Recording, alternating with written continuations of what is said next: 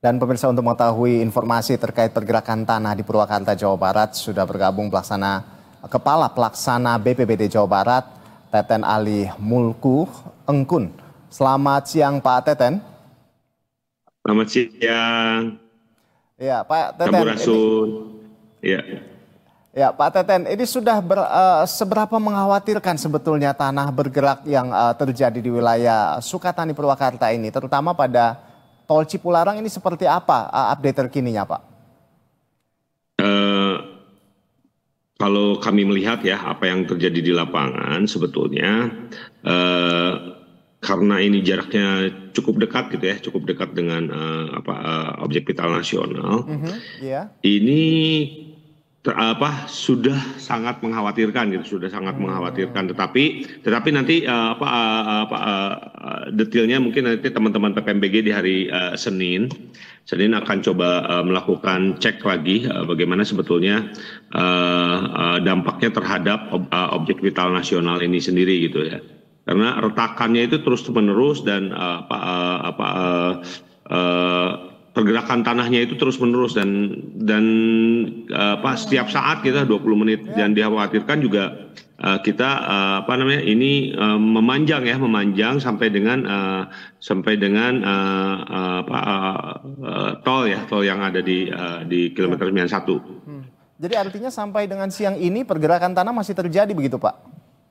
Masih terus terjadi dan lumayan perkembangannya terus-terusan gitu ya, dan kami melihat bahwa bangunan-bangunan yang ada di sini tuh kayaknya sudah tidak bisa lagi ditinggali, tapi itu hasil asesmen awal, tapi asesmen lanjutan nanti teman-teman PPMBG juga akan turun gitu ya. Iya, jadi artinya kan tadi Bapak sampaikan bahwa sampai saat ini masih terus terjadi pergerakan tanah. Ini kalau lihat grafiknya apakah skalanya meningkat atau mungkin sudah mereda begitu? Seperti apa, Pak? Agak mereda, Okay. tapi yang kita khawatirkan terjadi lagi, dan kita terus melakukan polis lain bekerja sama dengan teman-teman Polres Purwakarta gitu ya, dilakukan polis lain dan penjagaan. Soalnya tiba-tiba gerakannya yang tadinya pagi-pagi kayak kemarin ya, pagi-pagi rumahnya masih ada gitu, kemudian tiba-tiba runtuh gitu. Jadi kita terus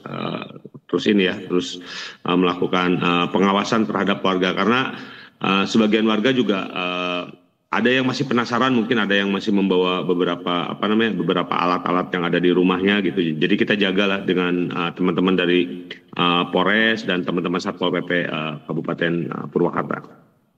Baik, Pak Teten, ini lalu selanjutnya apa langkah-langkah BPBD dan instansi terkait dalam mencegah tanah bergerak mencapai Tol Cipularang ini, Pak? Yang pertama mungkin besok hari Senin ya, teman-teman dari PPMBG akan mendeteksi dulu. Yang jelas kita lokalisir dulu dengan melakukan beberapa langkah-langkah ini ya, langkah-langkah darurat ya, supaya agar ini tidak terjadi terlebih dahulu ya, tidak melebar kemana-mana.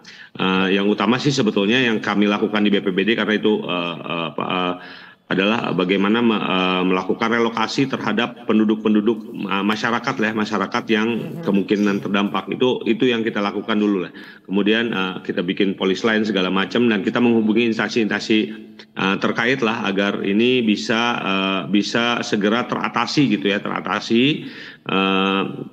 artinya kami melakukan langkah-langkah darurat seperti membuat beberapa langkah-langkah teknis itu agar ini tidak bisa menyebar gitu sebetulnya. Seperti itu sih yang kami lakukan. Iya, Pak Teten, ini kan tadi Anda sampaikan bahwa ini terus terjadi begitu ya, masih bahkan sekalipun memang sudah mereda, tetap ini cukup mengkhawatirkan. Nah, ini seperti apa? Apa sih sebetulnya dampak yang paling terburuk begitu ya jika ini sampai ke Tol Cipularang? Seperti apa, Pak? Aduh, kami takut ini ya, karena ini udah menyangkut mengenai masalah teknis gitu ya, takutnya ini mengganggu masalah penghidupan dan kehidupan masyarakat sekitarnya juga kalau sampai ke fasilitas objek vital negara. dikhawatirkan sih mengganggu fasilitas negara.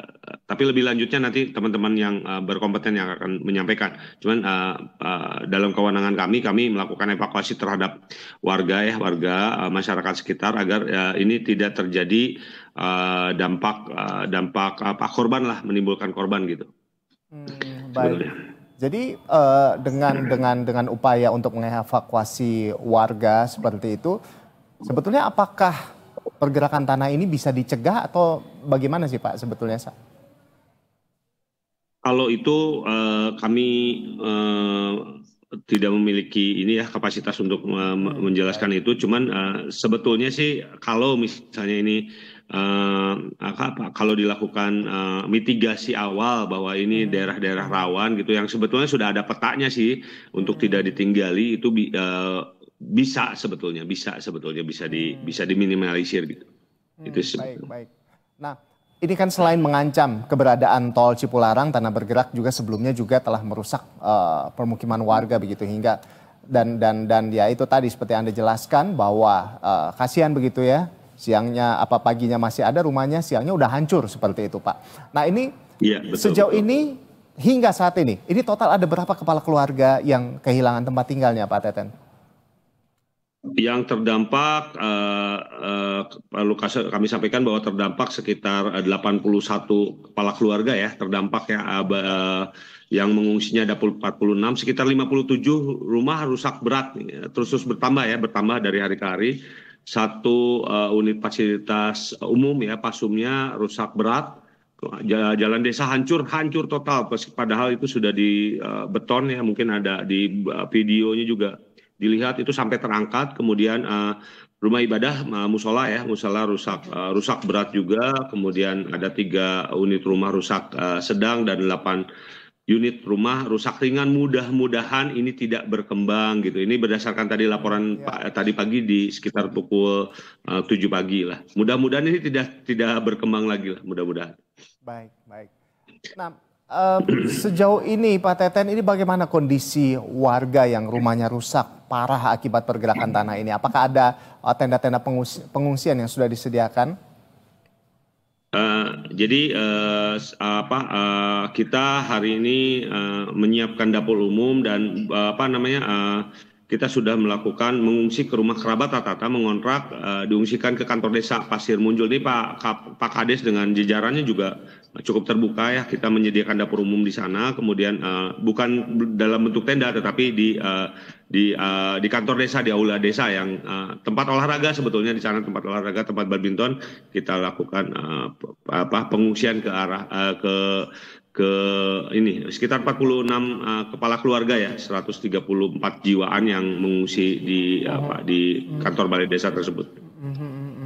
Berarti Pak, kalau misalnya diungsikan, ini baiknya warga mengungsi berapa kilometer dari kawasan ini Pak?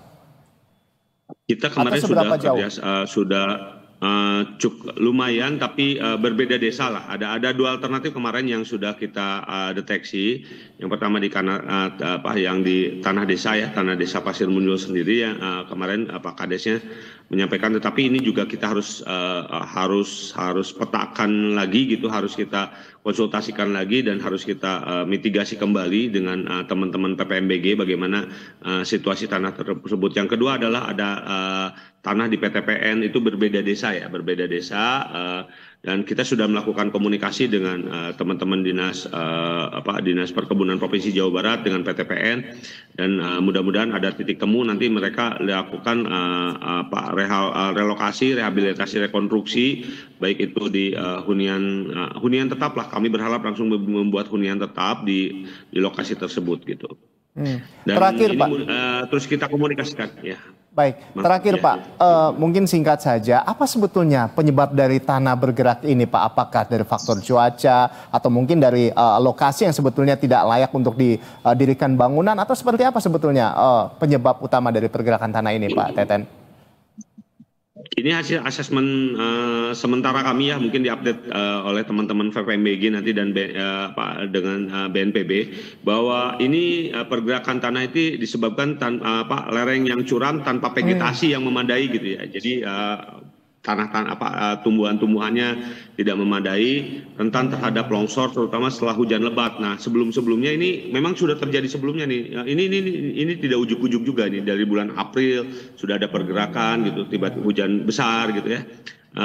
Drainase yang kurang baik akibat berubahnya pola aliran sungai, aliran air ini juga menjadi salah satu kendala. Jadi ketika hujan itu masuk ke dalam, drainasenya kemudian vegetasinya nggak bagus, menyebabkan ini tanah bergerak gitu ya, sehingga terjadi akumulasi air di daerah tersebut, memicu gerakan tanah gitu ya.